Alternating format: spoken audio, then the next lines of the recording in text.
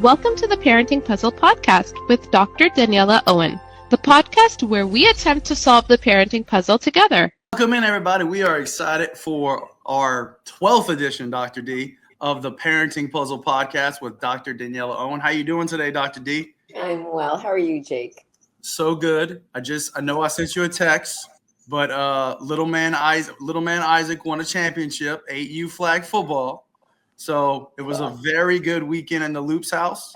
I felt like it was meant to be because the Eagles won the Super Bowl, and then we also won the much more important Super Bowl. We're excited about this episode today.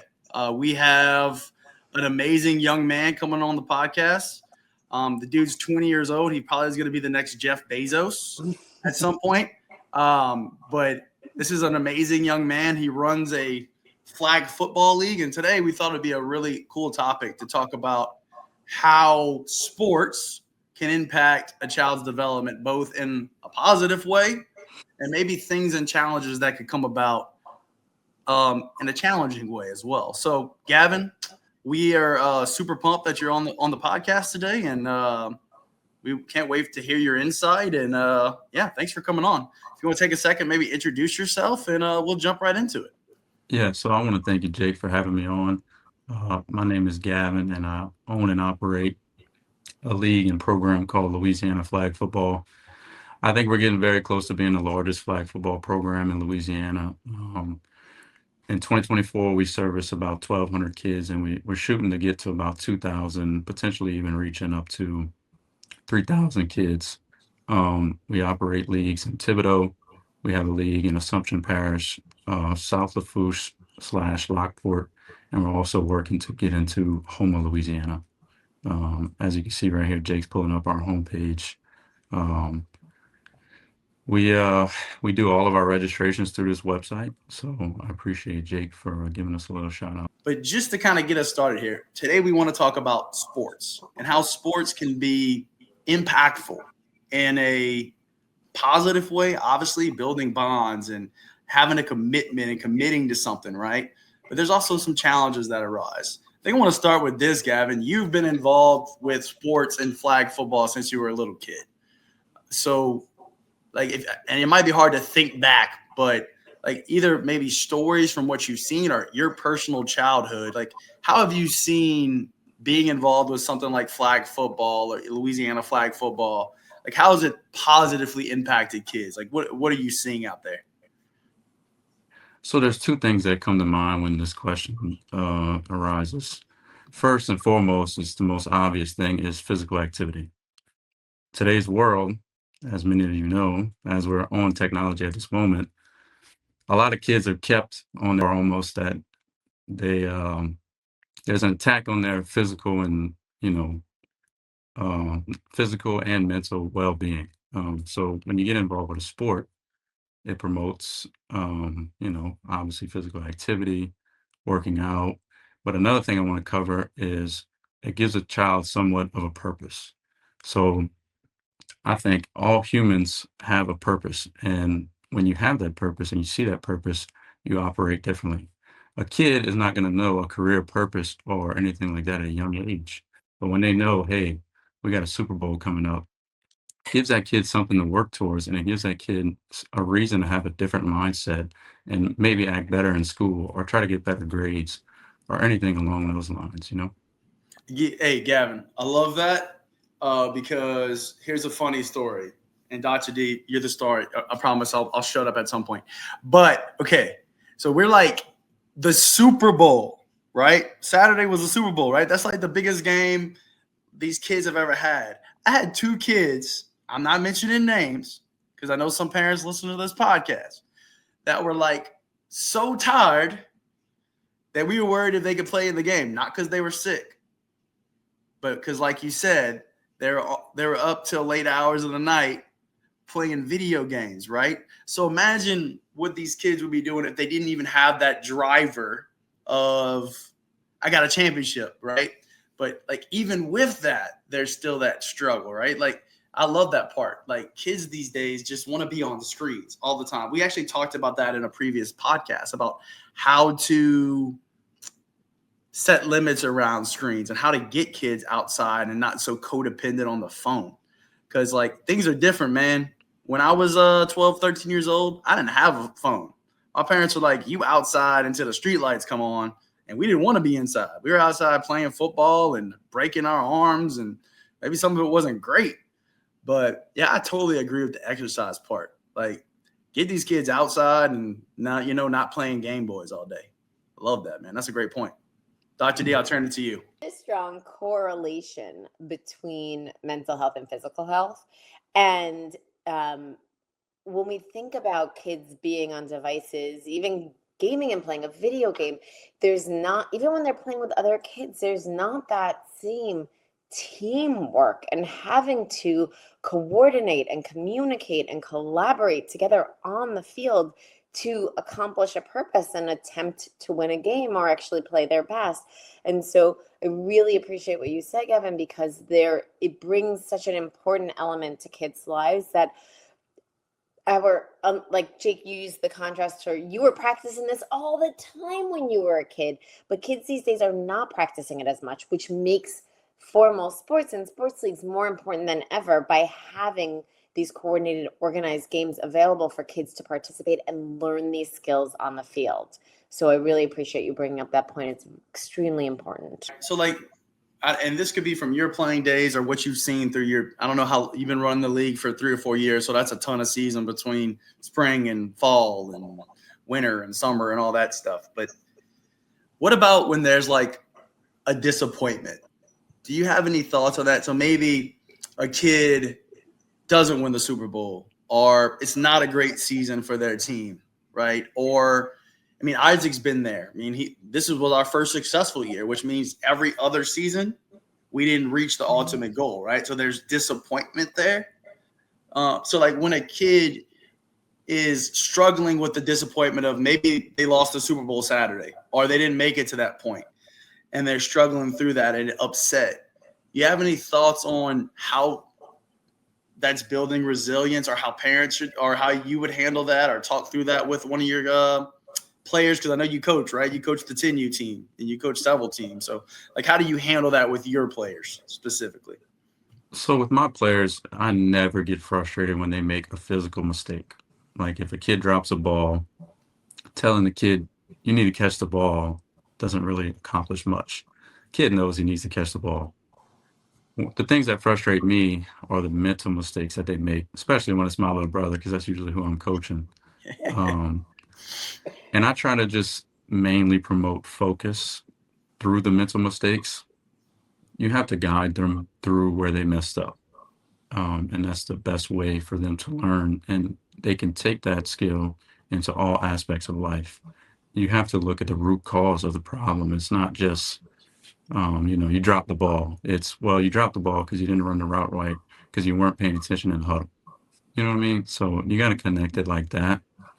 A big thing I see with kids losing is a term called adversity. And in my playing career, my high school coach always preached you have to battle through adversity. It's really important that a lot of times it comes down to the coach and the parents. If the coach and the parent are doing their job properly, they can teach that kid what adversity is, how to overcome it, and ultimately become a better person in society, because we're all going to go through adversity and stuff like that. So I think like a term I've always heard is, yeah, we got the loss, we got the L, but it's not a loss, it's a learning point. The L stands for learn. So if you can teach a kid to learn in a loss and learn in a down point in life, or learn through adversity, they're going to grow. So that's kind of how I like to paint it. Yeah, that's really good. Dr. D, any thoughts for you? I do, but I was hoping I could ask you a question first, because in addition to being a dad, you're also a coach. So how do you talk to your players about adversity, Jake? Some rough games. So I would say like this is like I've been coaching for a while now. This is my 5th or 6th season. This is probably our first like success. At the end of every game, I typically pick like a offense and defensive MVP for the game. And either they get to break down the huddle, or it's something super simple like that. And what I find is when somebody doesn't win the offensive, defensive MVP and they think they maybe have a case, they get really upset about that. I've even seen it to the point of like tears. You know, we're dealing with 7 and 8 year olds here, right? Like, Coach Jake, why I didn't win MVP of the game? And what I tell them is, look, you had a great game. This is nothing that you did wrong. You know, this is just, let's celebrate this other kid that had the ball. Hey, and you keep working at it because maybe the next game you're going to get it, right?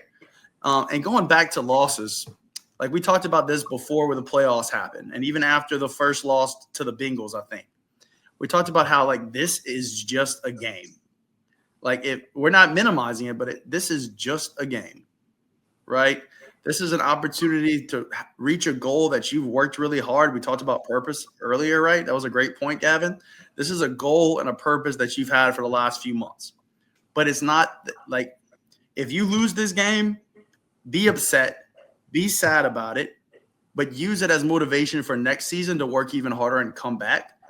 This is not something that's going to define the rest of your life. Even if you win, it's a great accomplishment. You're probably going to remember it, but it's not going to help you get a job when you're 20 years old, right? So, I think it's important for us as coaches and even as a dad with Isaac, because he told me before the Super Bowl, said, Dad, I'm going to be devastated if I lose this game. And I said, I totally get that. I'll be upset too. But you need to remember that this is a game, and after the game, we're going to talk about it. You have the right to be upset and mourn the loss. But after that, Sunday's still going to come. We're still going to go to the parade and have a good time, right? Nothing's really going to change for those. So, I think it's important for us as coaches and parents to really do the best we can to put it in perspective. This is not everything. Is it important? I'm not downplaying it. Like, of the teams that lost the Super Bowl, those kids should be upset. They had a goal. They didn't achieve it. But it's important for the coaches and parents to remember, like, hey, we got another season. We got another day. And it's not the end of the world. This is something we can easily bounce back from. So that's kind of my thought process with them. I love what both of you said. I love that the L stands for learn, from Gavin, what you were saying. And I love, Jake, this idea of perspective. And for parents, it's really important for them to keep this in mind, because sometimes parents get really upset when kids lose. They can sometimes have a lot of their eggs in their kids' football season basket and get really, really down about it. And keeping that perspective and realizing that, using that mindset. And I love what you said, you can mourn the loss. That's appropriate to be sad and upset about it. And then not let that define you. And for parents, a big piece of this is helping their kid develop positive self-talk.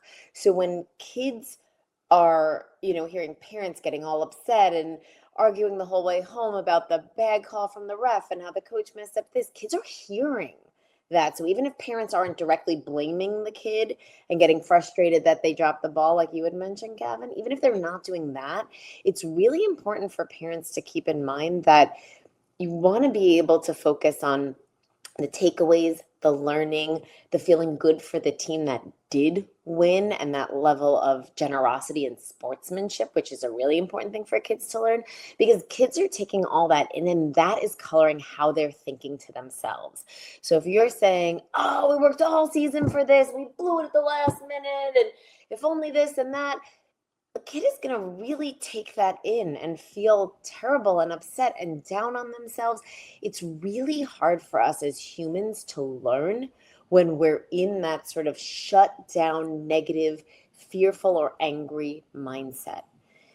On the other hand, when we are in an open mindset, when you give them that perspective, when you say this is a chance to learn, this is a chance for us to come back next season and take all the things that didn't go right this season and apply them in our practices and try them out in our games, you're turning this into a learning opportunity. And when our minds are open to learning and they have this kind of open mindset, that is when we can actually achieve the learning. Trying to learn when our minds are closed is really almost impossible for us as humans. But learning when our minds are open is not. So for parents to be sympathizing with the kids, when they have adversity or have an upset. That's really important. It validates their feelings. And sometimes parents unintentionally invalidate their kids, but that's not what they're trying to do. They'll say something, to your point, Jake, around perspective of no big deal, it's a game. But it is a really big deal when you're 7 or 8 or 14 or 18 or whatever. Or 33. Or 33. It can be a really, really big deal to you, right? So when someone says, it's okay, no big deal, it's a game, but saying, I get that you're upset. You totally deserve to mourn the loss of this. And also, it's important for us to keep in perspective that this is a game and we're playing for these reasons, right? And so you're validating the experience, but you're helping your child put it into perspective. And from there, that's where you can move on to, how can I help? What would help you feel better? What can we do? What can we learn? That's where the growth happens. And that's where parents can focus on.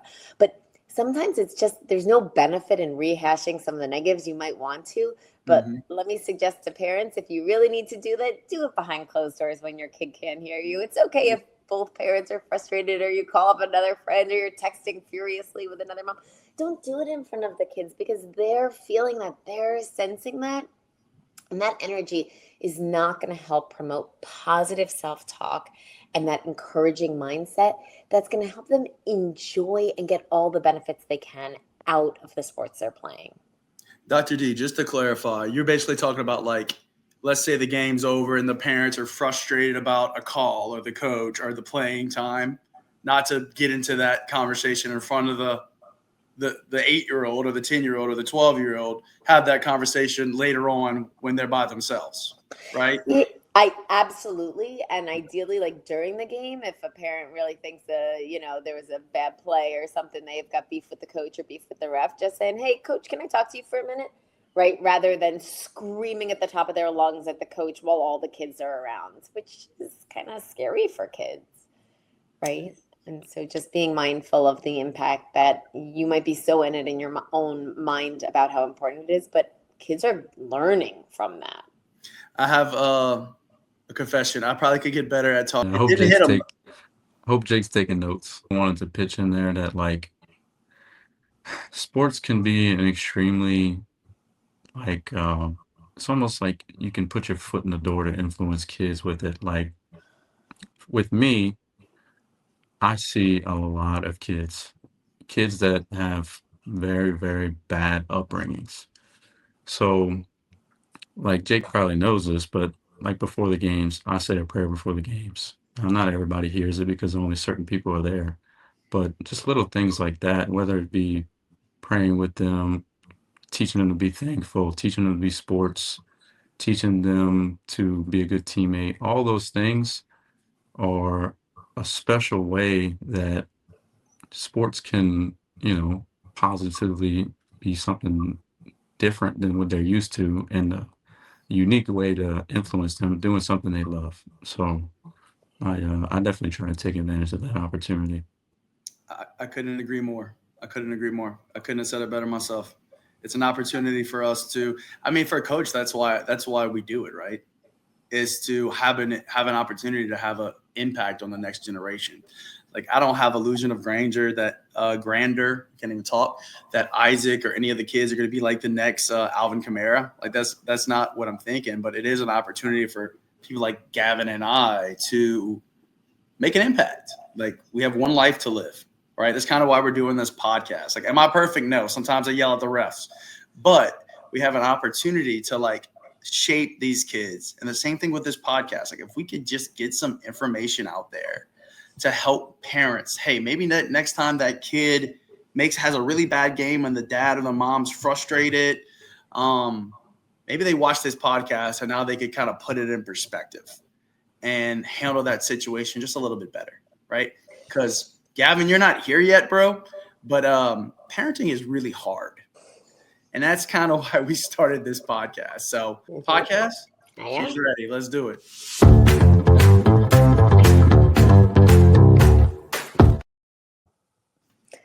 Okay, so I think a really important message that we want to put across is that coaches and parents play a big role in how kids walk away from a sporting event that they've played in. if a parent is understanding and validating in the face of adversity and disappointment, then the kid feels heard, but they also have some space to learn from that experience. And I love how Gavin said the L stands for learn, not loss. And so kids can learn when they're in an open-minded space. And so if parents are getting critical with their kid around a loss and, pointing out all the things that went wrong, their kid is going to take that in. Kids take that in, they take it to heart, and that then becomes how they talk to themselves. But if parents are acknowledging and give them space to be upset about the loss, and then also encouraging to keep it into perspective, as you said, Jake, and being able to recognize it's an opportunity to learn and grow, then that helps a kid really get a lot of benefit out of the sport. So the downside is if kids are walking away being really negative, critical of themselves, calling themselves names, talking to themselves in a bad way in the face of things going not as they wanted to, they're going to feel super bummed. But if parents and coaches can promote kids to feel encouraged and learn from their losses, it's really an opportunity on and off the field to really grow. And to Gavin's point, sports are a really good place to give kids purpose, to help benefit their mental and physical health, and also to really potentially be very different from other aspects of their life. And so having those positive opportunities is a wonderful reason why we want to encourage kids to be involved in sports and other physically active ventures. I love that. Dr. D, I think you close it up really well. As I say at the end of every episode, we really want to get this message out there, and we want to get good science-based information about all kinds of parenting topics out there in the world. So if you like this podcast, please go find Dr. D's YouTube. Go find The Parenting Puzzle. We're everywhere. We're on Spotify, Apple Music. We're on YouTube. And then also, Gavin, man, thank you so much for jumping on. Hope everybody has a wonderful day. Thanks, guys. Thank you all. Thanks for tuning in. We hope you enjoyed today's episode. If you did, please consider subscribing and leaving us a review. It really helps us out and lets others discover the show.